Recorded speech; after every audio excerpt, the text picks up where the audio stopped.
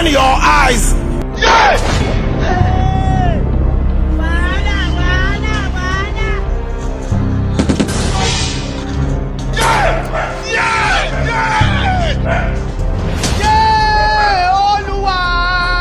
Not be juju be that.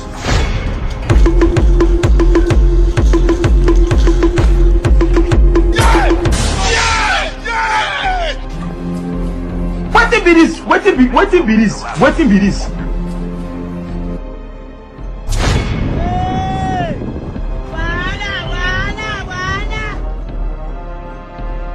Rich wash and cup of tea, oh, funny people.